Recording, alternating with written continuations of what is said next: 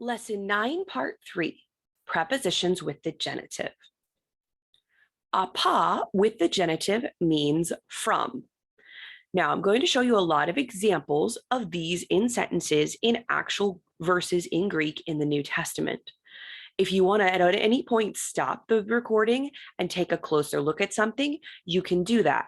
I'm not going to read all of the Greek in every verse because that would take a very long time.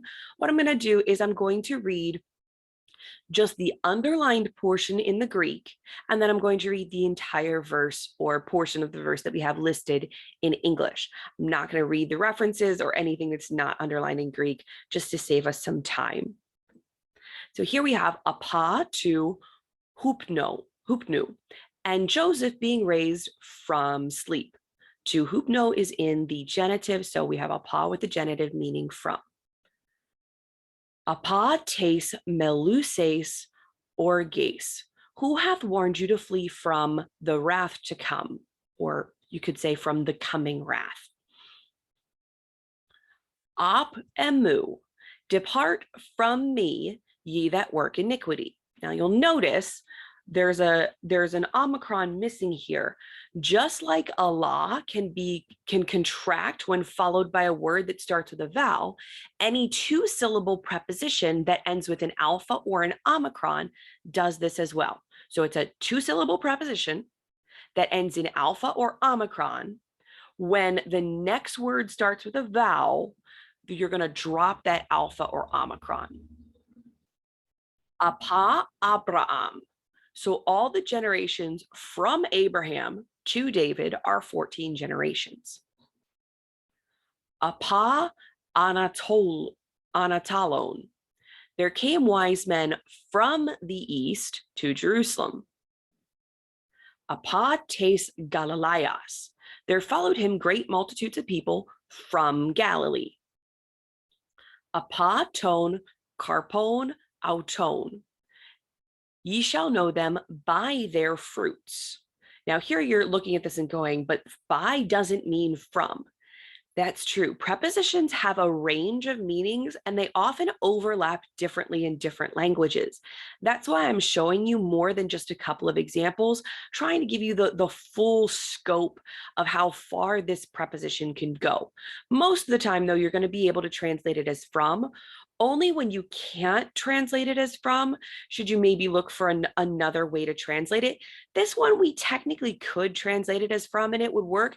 You shall know them from their fruits, but by is just a little bit better in this case. Apa de tes suitcase. Now you'll notice there's a de in there because it's post positive. It actually jumps to the beginning. So we're looking at apa tes suitcase. Now learn the parable of the fig tree. Now again, of doesn't quite feel right. You could say from here. Now learn a parable from the fig tree. Apa tes sarkos, hating even the garment spotted by the flesh. Ap emu. Here it's contracted again because the next word starts with a vowel. Take my yoke upon you and learn of me, or you could say and learn from me. Apa ton teknon autes, but wisdom is justified of her children, or wisdom is justified by her children, or you could even say from her children. Apa ton presbyteron. He must go unto Jerusalem and suffer many things of the elders, or by the elders, or really even from the elders. Apa ton dua, whether of the twain will ye that I release unto you. Now this one is very different from the ones we've seen before. We can't say from the two or by the two. Here, of is really the best way we can translate it. You'll notice a lot of genitive prepositions, you can translate them as of sometimes, because genitive technically has that of meaning to it. So a lot of the genitive prepositions, you can sort of translate them as of. Apa to achlu, and behold, a man of the company cried out. Apa ton ops arion, but some of the fish which ye bring some of the fish which ye have now caught. The some sort of has to get added in there, just because that's sort of the way that the sentence works. But in Greek, it works to say bring of the fish, which you have now caught. But in English, we sort of have to throw in something else right there. Apa tes charas, treasure hidden a field, the which when a man hath found, he hideth, and for joy thereof goeth, or for joy of it is sort of what thereof means. Apa de tu fabu autu. We got a post-positive det in there again. And for fear of him, the keepers did shake and became as dead men.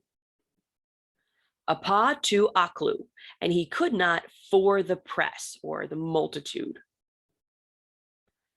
All right, now we've got ek with the genitive, which means out of or from. It has a lot of similar meanings to apa. Ex I guptu, out of Egypt I have called my son. Ek becomes X before vowels. Here we have two prepositional phrases with ek. Ek tu aphthalmu su, ek tu aphthalmu tu adelphusu. Thou hypocrite, first cast out the beam out of thine own eye, and then thou shalt see clearly to cast out the mote out of thy brother's eye. Ek tes basileas.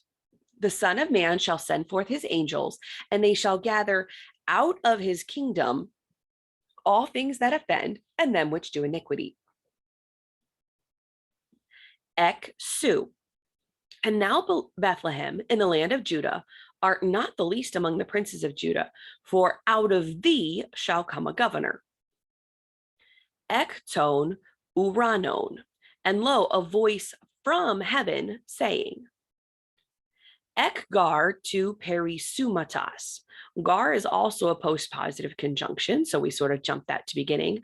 For out of the abundance of the heart, the mouth speaketh. Ek gar tu karpu. Again, post-positive, though our prepositional phrase is going to go at the end in our English sentence. For the tree is known by his fruit. You could say from his fruit. That would work as well. Ek gar ton lagon su. Oh, and we've got another one, ekton lagon su, for post-positive gar again, for by thy words thou shalt be justified, and by thy words thou shalt be condemned. Ek tes Ruth, and Boaz begot Obed of Ruth, or maybe by Ruth, or from Ruth. Ex emu, here there's that ek changing to x before a vowel again. It is a gift by whatsoever thou mightest be profited by me. Ex emu, same thing again, the ek changed to an x before a vowel. For if I make you sorry, who is he then that maketh me glad, but the same which is made sorry by me? Ex humon, again, ek changed to x before a vowel. Or what man is there of you, or maybe out of you or from your group, kind of an idea there. Ex auton, again, ek changed to x before a vowel. If a man have 100 sheep, and one of them be gone astray.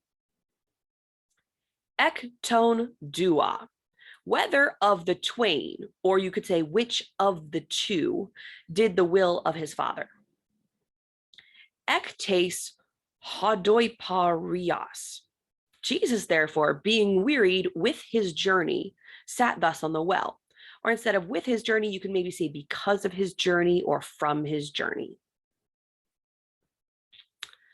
Well, we've got a very long prepositional phrase here. Ek ton loipon phonon tes salpigas ton trion angelon ton melon ton salpidzane. Woe, woe, woe to the inhabitants of the earth by reason of the other voices of the trumpet of the three angels which are yet to sound. Now, this actually makes a very good point for us here. We've got a preposition and an object of the here's the object of the preposition right here, phonon, which is voice. Loipon is remaining. It's an adjective describing phonon. Now, then we have, let me see here. This is the word trumpet. So of the trumpet. So which voices? The voices of the trumpets. This is a genitive describing phonon. Now it's in the genitive because it's the voices of the trumpet. It's not in the genitive because phonon is in the genitive. It's in the genitive because it is a genitive describing phonon, that sort of relationship here. So voices of the trumpets. Then we have of the three angels. So we've got another genitive phrase. Here's the noun angels. Three is an adjective describing angels. So which trumpets? The trumpets of the angels. This is in the genitive, not because salpigas is in the genitive, but because it needs to be in the genitive to describe it in a genitive relationship. Let's see. Now we have the ones who are about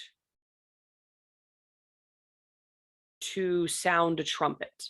Salpigzane. There should be a dash or a hyphen at the end there. That's all one word, salpigzane.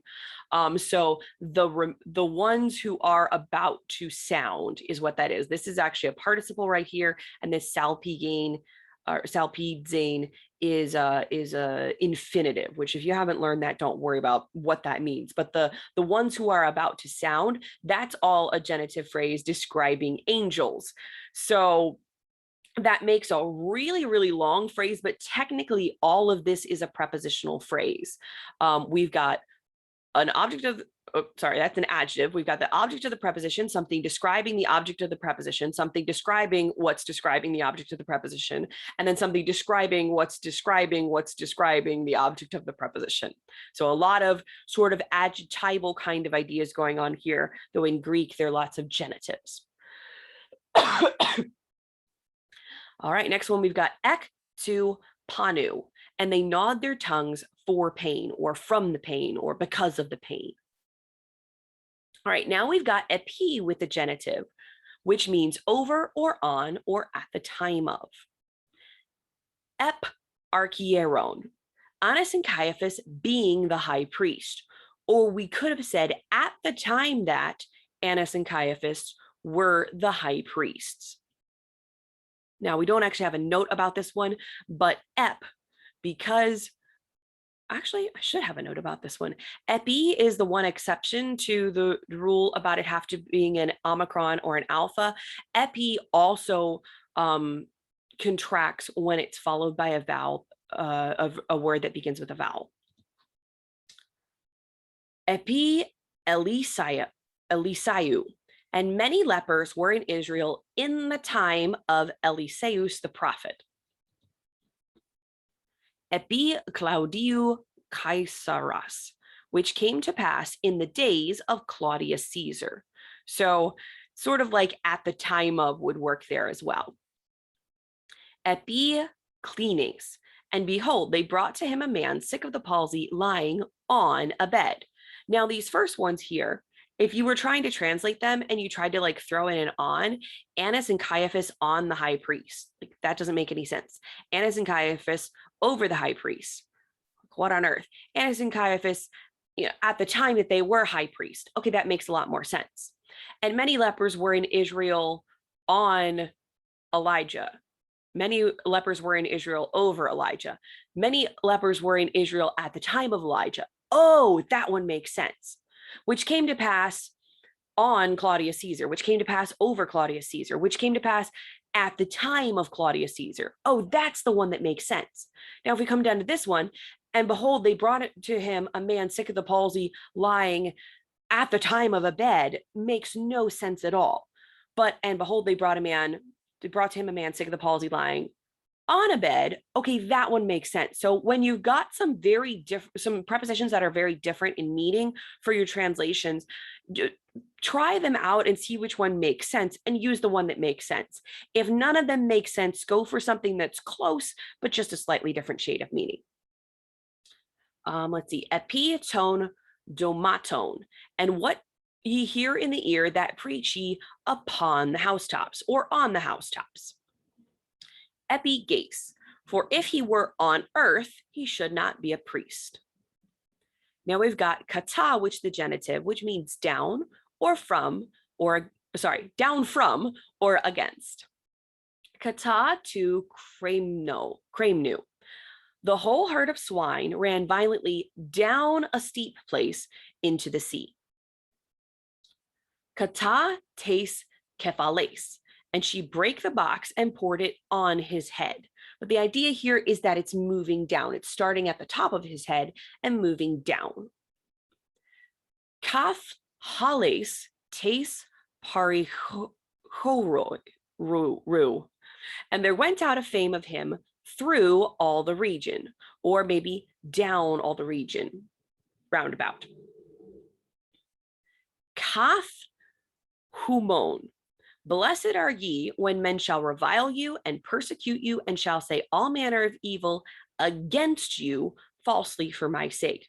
Now, there probably should have been a note, but here, kata, the alpha dropped out, and the tau changed into a theta because it came before a vowel with a rough breathing. I'm pretty sure there will be a note about that later, but here it is. We're seeing it for the first time.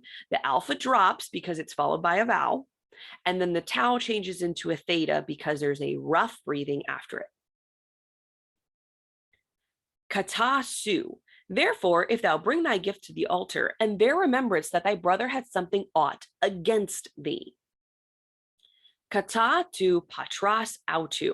For I am come to set a man at variance against his father. Now we have meta with the genitive. It means with. Meta autu. He was troubled, and all Jerusalem with him. Here's another contraction. Meth hamon, God with us. Here's that note I was talking about. This is another contraction with an additional change happening. Whenever this contraction happens before a rough breathing, the last consonant of the preposition can change. Here, the tau becomes a theta. And we saw kata did that earlier. The tau became a theta.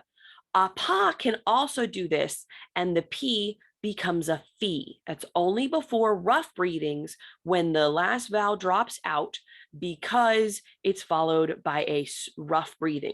And actually, epi can do this as well, and the p becomes a phi. Meta Marias. He saw the young child with Mary, his mother. Now we've got peri with the genitive, which means concerning or about. Now, peri does not contract like those other prepositions do. Peri ton kekoime menon. But I would not have you to be ignorant, brethren, concerning them which are asleep, or about them which are asleep. Peri tu paidiu. Go and search diligently for the young child, or concerning the young child, or search about the young child. Peri su. He shall give his angels charge concerning thee, or about you. Peri and dunamatas. And why take you thought for raiment? Or why are you thinking about clothes? Summary. Two-syllable prepositions ending with alpha or omicron before a vowel contract. Ek becomes X before a vowel. Meta becomes meth before a vowel beginning with a rough breathing. And kata becomes kath before a vowel beginning with a rough breathing. Appa becomes af before a vowel beginning with a rough breathing. And epi also becomes F before a vowel beginning with a rough breathing.